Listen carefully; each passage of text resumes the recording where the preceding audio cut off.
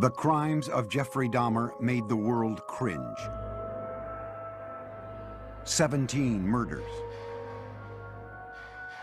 cannibalism, sex with the dead. A man who made his Milwaukee apartment into a violent and erotic death chamber. One thing led to another. It took more and more deviant type behaviors to satisfy my urges. Dahmer even tried to create living sex zombies by injecting acid into their brains. Jeffrey Dahmer, it seemed, was as close to raw evil as the world had ever known. Jeffrey thought he was the devil. Jeffrey thought he was so evil that he was equal to the devil.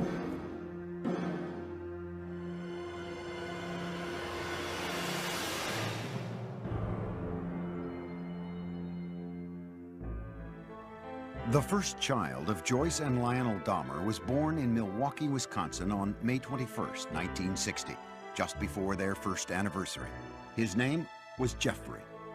It was a very happy time when Jeff was first born, and for a couple of months it was like everything was brand new and very, very enjoyable and happy, looking forward to the future.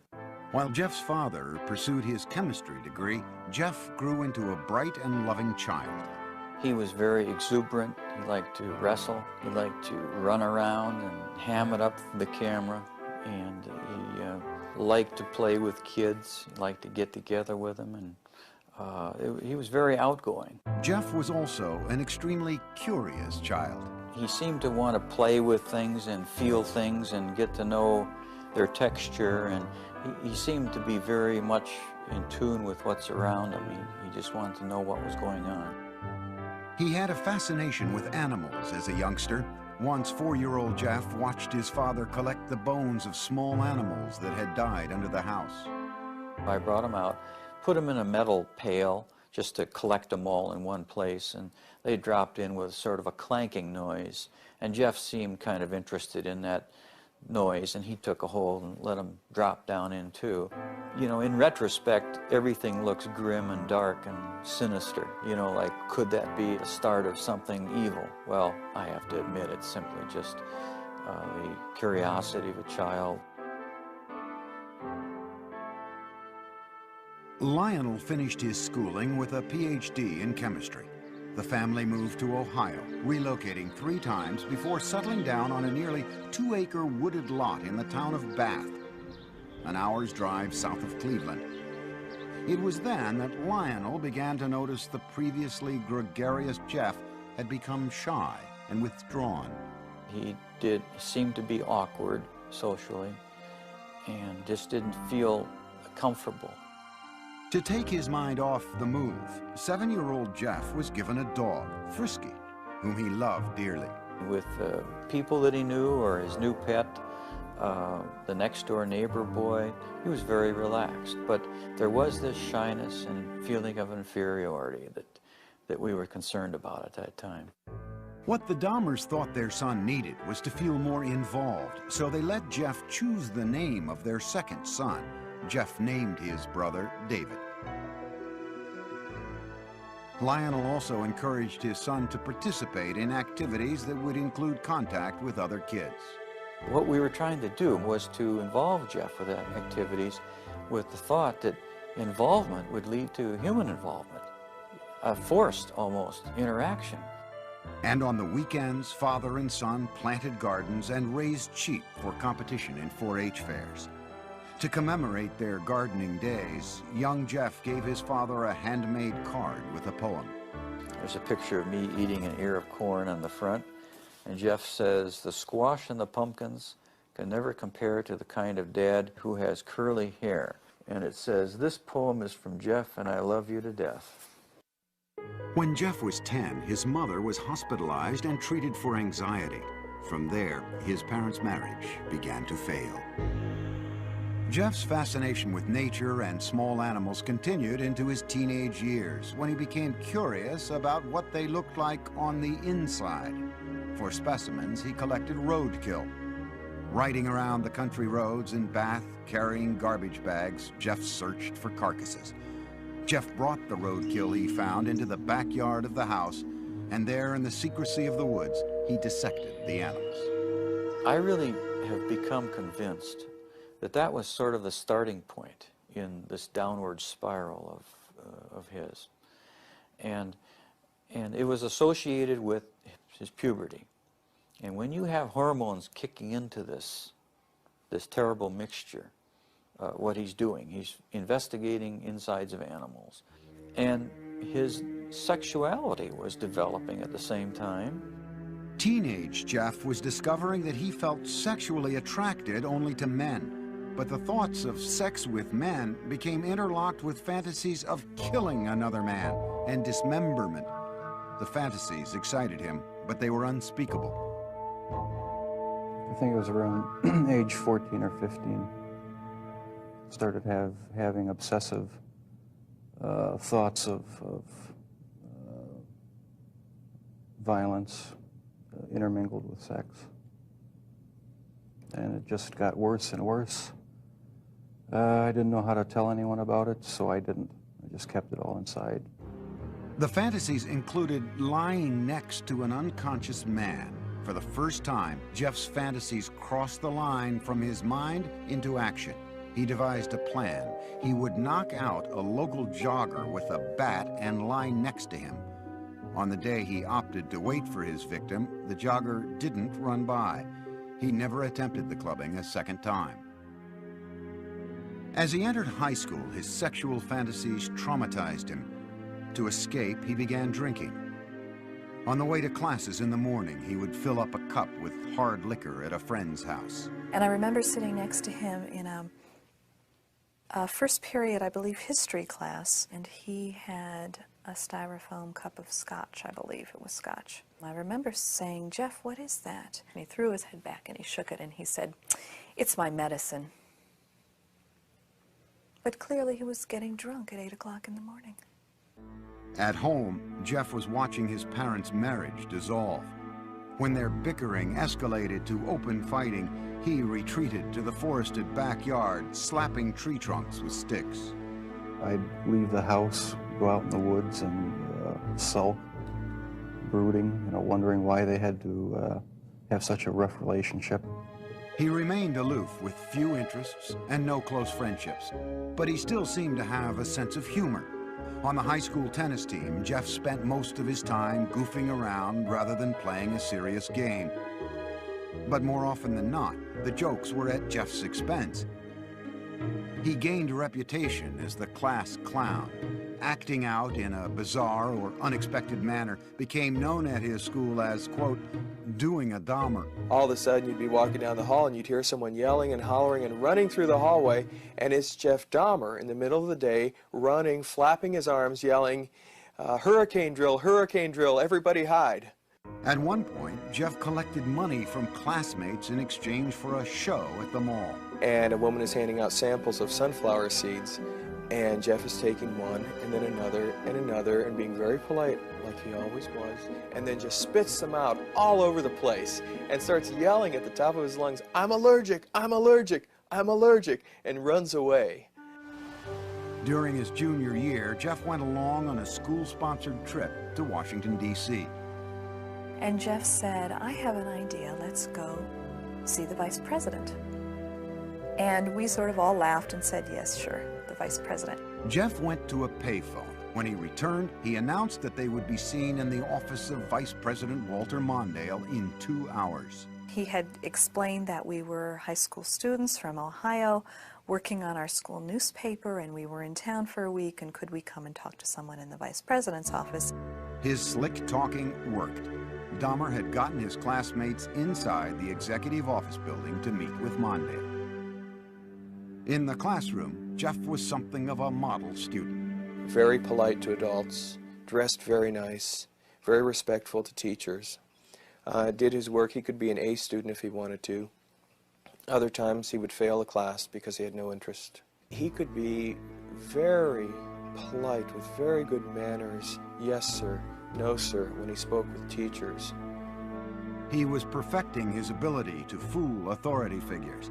But as time went on, Jeff became less interested in his performance at school. No one really knew what was going on in his mind. He didn't open up to anybody. He didn't have any close friends. And he had really slipped away from his social life the older we got in high school.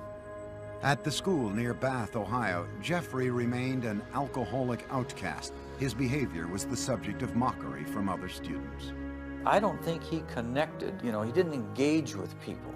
So if you don't engage with people, then you, give and take of conversation and feelings, then you end up internalizing a lot. You fantasize a lot. And then the next step is to think that some of those fantasies may be real. A step Jeff was ready to make. He would kill his first victim just after high school graduation. For Jeffrey Dahmer, the summer of 1978 started with high school graduation. It would be downhill from there. His parents, after years of open and bitter fighting, divorced. Jeffrey's father, Lionel, moved out of the family house in Bath, Ohio, and into this nearby motel. Unbeknownst to Lionel, Jeff's mother took younger brother David and moved to Wisconsin. Jeffrey found himself home alone. Jeffrey was 18, and like most teens his age, he had active sexual fantasies. But Jeffrey's deviated from the norm to include thoughts of killing his lover. Now the isolation of the empty family home gave him the opportunity to act out those fantasies. Just weeks after graduation, Jeffrey picked up a hitchhiker along the road. It was 18-year-old Stephen Hicks. I wish I just kept on going, but I didn't. Turned around, picked him up, and that's when the nightmare became a reality. Jeffrey invited Hicks back to the house. They drank beers and spent a couple of hours just hanging out. Then Hicks said he had to go, but Jeffrey didn't want to be alone. He attacked Hicks, knocking him out with a barbell, and then he strangled him. Dahmer had fulfilled his fantasy, but he was lucid enough to know that he had committed a murder. He quickly began to hide the evidence. He dismembered Hicks' body with a knife, a skill he had practiced as a younger teen with roadkill. He put the pieces into trash bags and loaded them into his car in the middle of the night. He was heading for a dump site when he was pulled over by the police for drifting across the center line. The officers asked Jeff what was in the bags and why he was out so late. Jeff was trapped for the first time, but he was ready with a lie.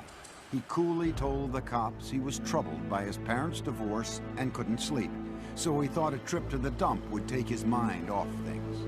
The police let him go with a ticket. Jeff returned home, racked with guilt over the murder.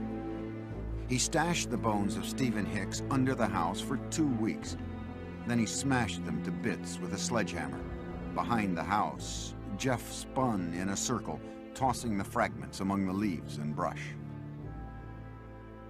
In August, Jeffrey's father stopped by the house. I said, "Where is your mother? Where's Dave?" And he said, "They're gone." I said, "Well, what do you mean? They're gone, they've left." Jeff's father moved back into the house. He encouraged Jeff to find a job. But Jeff wasn't interested. He spent his days drinking, even getting himself arrested for public intoxication. Lionel took his son to Alcoholics Anonymous meetings and psychological counseling sessions. They had little impact. Nothing could erase the violence and terror his first murder had imprinted on his mind. Only the alcohol seemed to provide relief. By the end of the summer, Jeff was still jobless, so Lionel suggested an alternative: college. He enrolled Jeff at Ohio State. But Jeff spent the entire first quarter in a drunken stupor, selling his blood to plasma centers and spending the money on beer. Predictably, Dahmer flunked out and returned home. I said, "Jeff, the doors are closing. I think perhaps that the armed services might be something that you need. Like all the other choices that had been made for him, Jeff passively went along with his enlistment. After his basic training was complete, he left for an army hospital in San Antonio, Texas, where he was given specialized instruction as a field medic. There, Dahmer learned more about human anatomy. For one of the first times in his life, he was excited about what he was doing, responding to instruction and discipline. After 6 months in the Army, his sluggish body had become lean and strong. Normally shy and reclusive, Jeff became outgoing, even smiling. But the mood swing was temporary. The Army sent him for a tour of duty in Germany, and there, once again, Jeff emptied bottle after bottle. His superiors noticed and gave Dahmer an early discharge.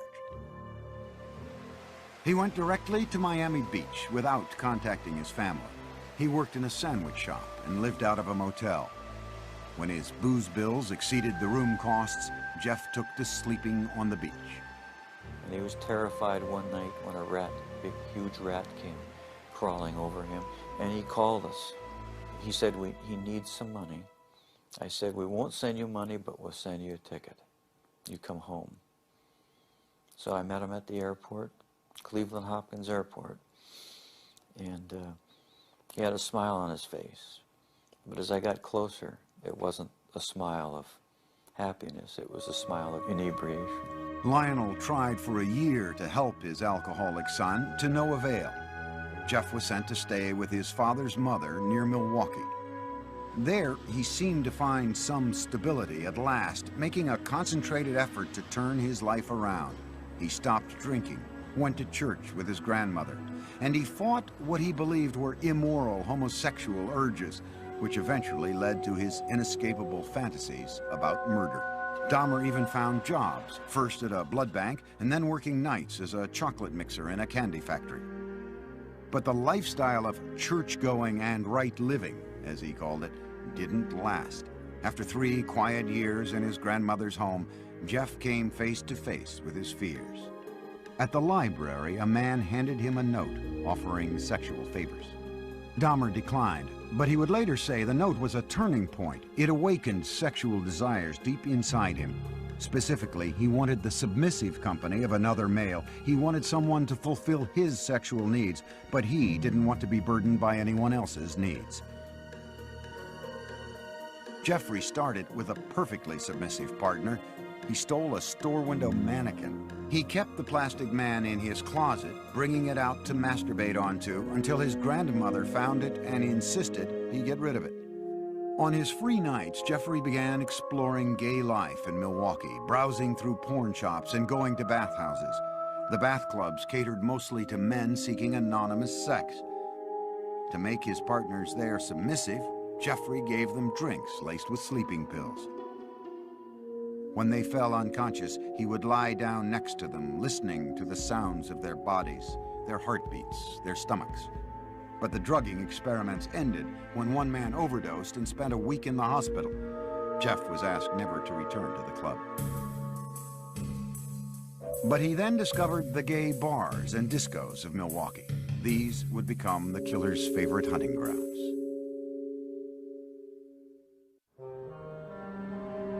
By his late 20s, Jeffrey Dahmer was settled in Milwaukee, living at his grandmother's and prowling the city's gay scene.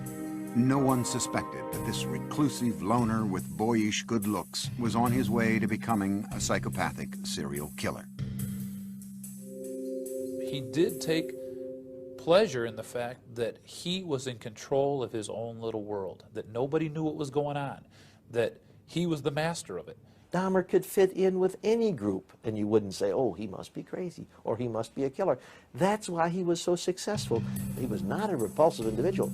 Certainly not in Milwaukee's gay nightclubs. We have it on good facts that he was considered somewhat of a honey in the gay community, that people found him attractive. Several people told us that he was the kind of guy that you wanted to take care of, you wanted to baby him. But Dahmer had very specific requirements for his men.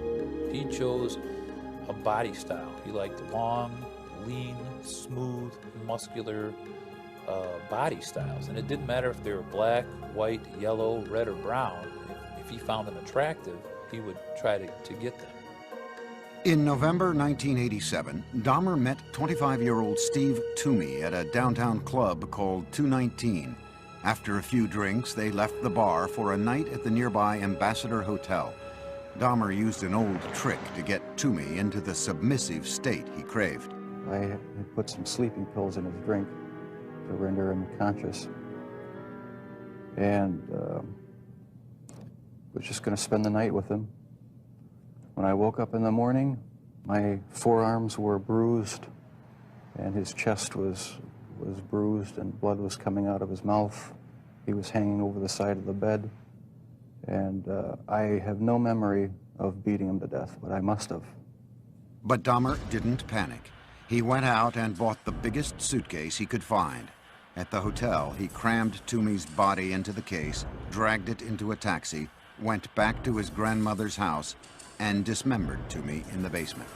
That's when the obsession went into full swing. He decided after that second death that he would no longer attempt to control his desires, that he would give full rein to them, yield entirely to them, and after that his life became the pursuit of unmitigated sexual pleasure. Dahmer now decided to pursue his fantasies of ultimate control. It was no longer enough to have his partners submissive just for a night. He wanted to keep them that way forever. So with the intent to murder and then butcher the men he picked up, Dahmer returned to the clubs. At a bus stop outside 219, he met 14-year-old James Doc Stater. Dahmer offered him $50 to spend the night with him. They took the bus back to Dahmer's grandmother's. While she slept, Jeff and Doc Stater had oral sex. Then Dahmer drugged and strangled him, his preferred method for killing. He stated in no way did he ever want to hurt anybody, as funny as this sounds. That is the reason why he killed everyone by strangling them, because not only did he get the power and the thrill of committing the murder, but it was also the most humane way. With Doc Stater, Dahmer further explored his dark fantasies. He hid the body in the basement for a week and continued to have sex with it. Most serial killers are sexual deviants who are social and psychological sociopaths and sexual paths who kill people for their own sexual gratification. Dahmer's was different than that. He was a true necrophiliac. He was trying to have sex with an unconscious or dead person. Once James Doc Stater began to decay, Dahmer dismembered him in the basement near a floor drain, just as he had with Toomey. Dahmer was now drinking heavily again, especially on the nights he planned to murder. By the time he killed, he would be stone drunk. He drank because his conscience was so strong. This isn't a man that didn't know the difference of right from wrong. 2 months after killing Doc Stater, Dahmer picked up 21-year-old Richard Guerrero from a Milwaukee bar, again offering him money to spend the night. In a familiar pattern, Dahmer drugged and strangled him. He spent a few hours with the corpse before dismembering it. He then placed the body parts into trash bags for the city garbage collection the next day. In the summer of 1988, Jeff's grandmother asked him to move out. She had been troubled by Jeff's late hours, the mannequin in his bedroom, and now unidentified foul smells from the basement. He took an apartment on Milwaukee's west side and immediately accelerated his downward spiral when he approached a 13-year-old boy on the street and lured him into the apartment. Inside, Dahmer scared the boy by fondling him, and the youngster ran from the apartment. Dahmer was convicted on second-degree sexual assault charges only. The murders were still his secret. He was sentenced to 1 year in a work release program that required him to spend his nights in a prison dormitory while he continued working at the chocolate factory. In the 10 days before he began his sentence, Dahmer struck again. He met 26-year-old Anthony Sears at the gay club La Cage and killed him. He mummified Sears' head and genitals and kept them inside his locker at the chocolate factory. Towards the end of the work release term, Jeff's father wrote to the judge and urged him to put Jeff in an alcoholic treatment program, writing, "I have tremendous reservations regarding Jeff's chances when he hits the streets." No program was ordered. Jeff was released 2 months early. He moved into another low-income neighborhood in Milwaukee. The rent at the Oxford Apartments was cheap, and the location was close to the gay clubs. On his own again, he was free to feed his relentless sexual urges. Within 3 weeks of his release, Dahmer began a 1-year killing frenzy. He would leave 13 more families, most of them African American, searching for loved ones who had simply disappeared. The police, too, searched in vain. Once Jeff started on his killing spree, all of his financial resources, all of his time, money, effort, desires, emotions, thoughts went into his secret world of killing people and keeping them with him. Many times he talked about trying to fight it, even after he had killed a couple people, saying how he wasn't going to do it again, but within a month he would be back out at the bar stalking. One victim almost got away. Dahmer had drugged 14-year-old Konorak Synthesymphone, the brother of the boy Dahmer had been jailed for molesting the year before. As Konorak slept, Dahmer went out to buy more liquor. But while he was gone, the teen woke up. He staggered out into the street naked. A concerned neighbor called 911. Milwaukee Emergency Operator 71. Okay, hi. I'm on 25th and State, and this is young man. He is butt naked. He has been beaten up. He is very bruised up. He can't stand. He's study fall out. He is butt naked. He has no clothes on. He was really hurt. Police arrived. By this time, Dahmer had returned from his beer run. As he had with police in Bath, Ohio after his first killing, Dahmer smoothly lied. He told police that Konorak was his gay lover who simply had too much to drink. He brought the cops into his apartment and showed them Polaroids he'd taken of the teen, proof, he said, of their relationship. The police believed the 14-year-old was of legal age and left him behind with Dahmer. They wrote the incident off as a lover's quarrel. Again, Dahmer had been slippery enough to keep his killings a secret. As soon as the cops left, he murdered the boy. Inside Dahmer's apartment, the bodies began to pile up. So he bought a 57-gallon drum and filled it with a powerful acid to dissolve the dismembered limbs and torsos. After weeks in the acid, the remains of Dahmer's would-be lovers became sludge, which he flushed down the toilet or the bathtub drain. For others, Jeffrey boiled the skin off their bones on the stove. A sweet, bitter odor of death began to infest the building, and many tenants traced the smells straight to Dahmer's door. It's awful funny. Whatever Jeff was cooking, Jeff never bought no groceries. So what could he have been cooking that smelled like chitlins? Chitlins have a very peculiar, nasty odor to them, you know. Dahmer was pathologically lonesome, not wanting his sexual partners to leave him even after death. He took keepsake photos while removing their flesh and then preserved certain parts. And one thing led to another. It took more and more deviant type behaviors to satisfy my urges. He devised a plan to build a shrine out of skeletons and skulls, but he was still in search of the perfect partner, one who was completely submissive but alive and not prone to decay. On a few still living victims, Dahmer used a power drill to open small holes in their skulls. Then he injected acid into their brains. According to Dahmer, none of his experimental zombies lived longer than a day.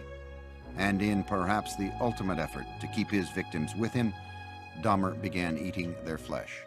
It made me feel like they were a permanent part of me. Besides the just mere curiosity of what it would be like, it made them feel that they were a part of me, and it gave me a sexual satisfaction to do that. Throughout this year of ruthless killing, Dahmer still appeared outwardly normal. In this video, taken at his grandmother's house on Thanksgiving, Dahmer talked calmly with his father. Well, you're looking good. Grandma was saying that she thought that you got quite a bit thinner, but you look fit. I don't know. Well, I've been surviving mostly on McDonald's food. It's just so much easier just to pop into a restaurant. But yeah, like I've said before, it gets too expensive, and it does. I have to start eating at home more.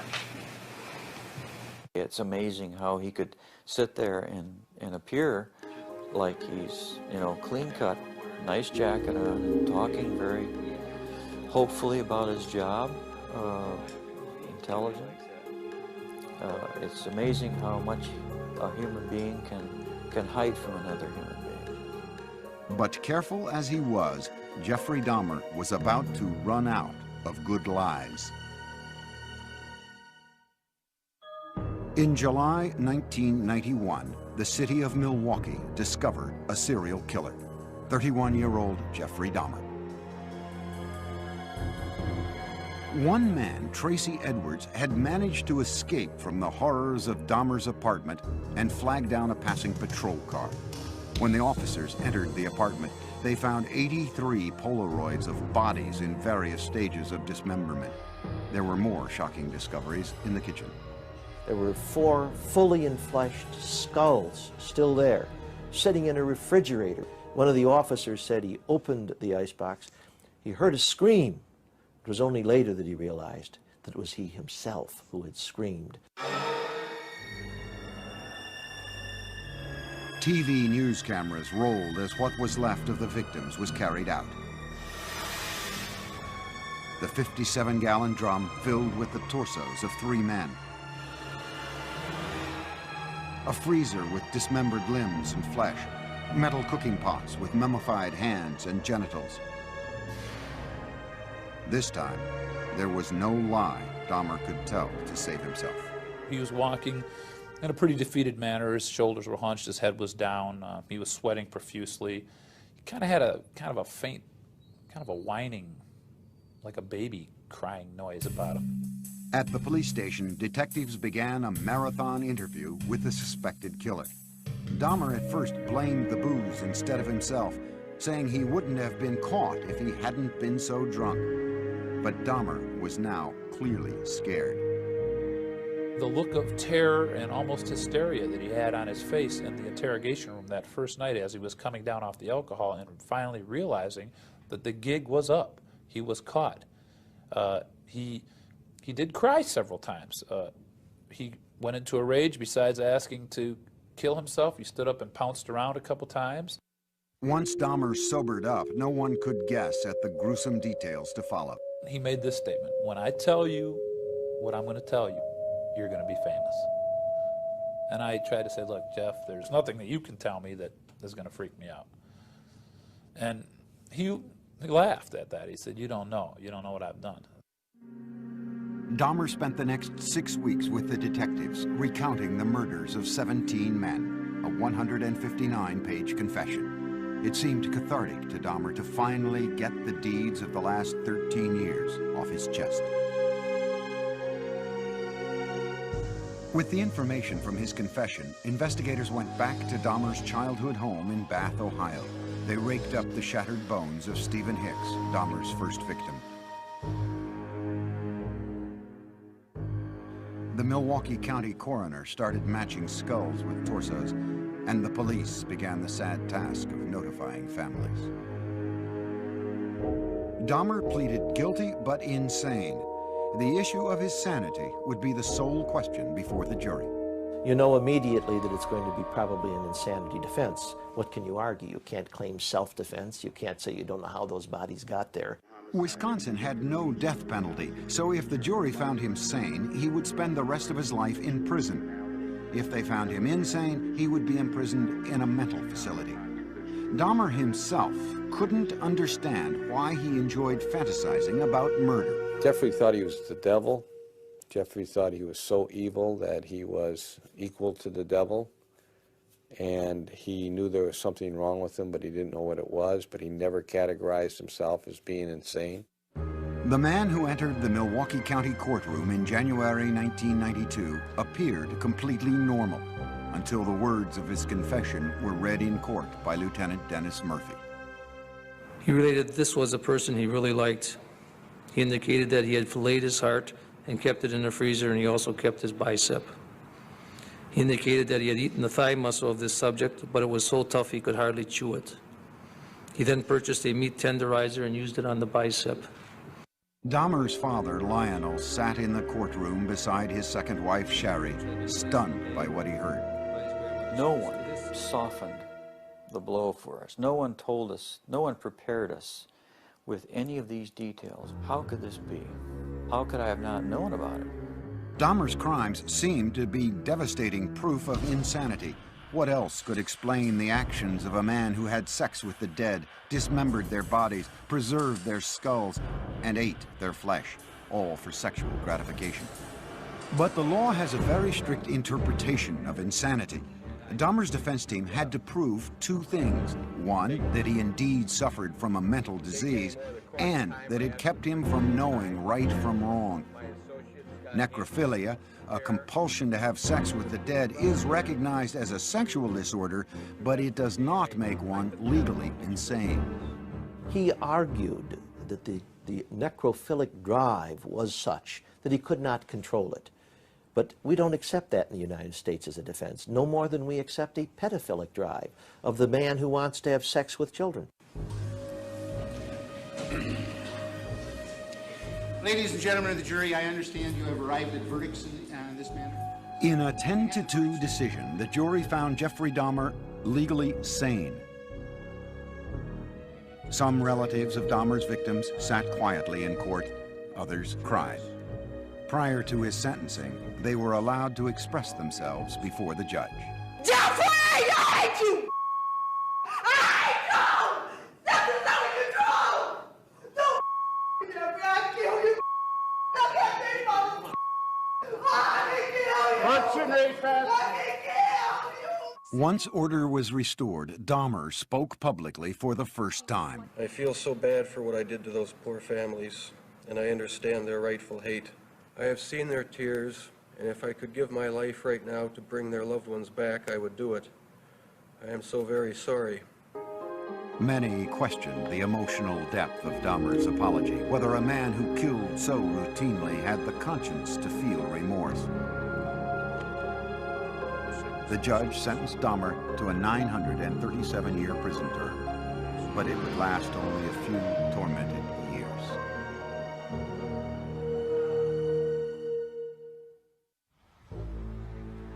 Jeffrey Dahmer's final home was the Columbia Correctional Institution in Portage, Wisconsin. His former residence at the Oxford Apartments in Milwaukee stood as a painful reminder of the lives that ended there. So in November 1992, it was demolished. In his prison cell at the age of 32, Dahmer's life became a conflicted introspection, trying to sort out the blame for his killing nature and seeking divine forgiveness for it. He had spent time in church as a boy and with his grandmother as an adult, but had lost his religion during the murder spree. Dahmer placed the blame for the murders on his atheistic beliefs and the theory of evolution. He said, if it all happens naturalistically, what's the need for a God? Can't I set my own rules? Who owns me? I own myself. Yet Jeffrey was still a contradiction, for he was always quite willing to blame the devil for taking over his soul. The serial killer wondered now what would happen to him when he died. Dahmer decided he wanted to be baptized. Evangelist Roy Ratcliffe was called by the prison minister to talk with the inmate in April 1994. He was a very affable, congenial, likable sort of person. I always felt like I was dealing with a small boy in a grown-up man's body. He could get real excited and interested in neat or cool things that a little boy would get involved in. 1 month later, Dahmer was taken to the prison medical center, where he was baptized in a whirlpool. On the way, we walked by other prisoners who were coming by with mops and brooms and various cleaning devices, and they looked up, and the only one they saw whom they recognized was Jeff, and so they called out in a very friendly, banter, "Hey, JD, how's it going?" And he called back, "I'm going to be baptized, this is great."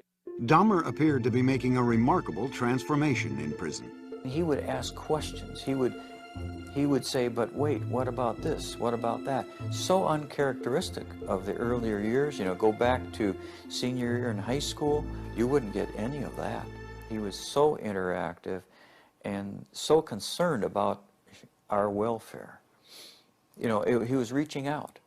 He was rehumanizing. But those dark, haunted fantasies remained with Dahmer. I'll probably have to live with it for the rest of my life.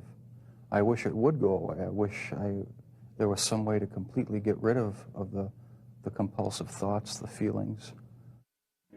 Dahmer got another reminder of his past when he was visited by Teresa Smith. Jeffrey had killed her brother, Eddie. First thing when he did when he came in is apologize for killing my brother. I asked him why my brother, and he said he seen the way he danced, you know, and he liked the way he looked. And he said I was just attracted to him.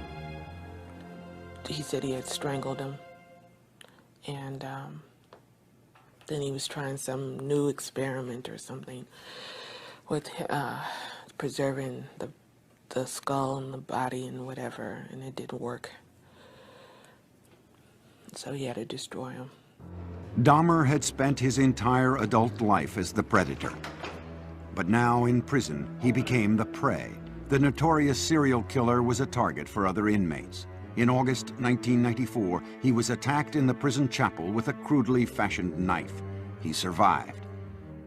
But on November 29, 1994, inmate Christopher Scarver, who called himself Christ, bludgeoned Dahmer with a metal rod from the prison gym. Dahmer died on the way to the hospital. Among his last wishes, Dahmer had asked to be cremated. His ashes were split between his mother and father. There are statements in his will and testament that say, I don't want a marker, I don't want a grave, I don't want a funeral, I don't want any kind of... He's saying, I want to be wiped out. But the horrible questions that his life of killing posed do continue, and they defy answers. Is a mystery of mysteries that will never be solved. Even if he lived, I don't know that what he was all about would ever be solved, except maybes. It's hard when there's no explanations. Sure, there were red flags in Jeff's life, but no one knew about him.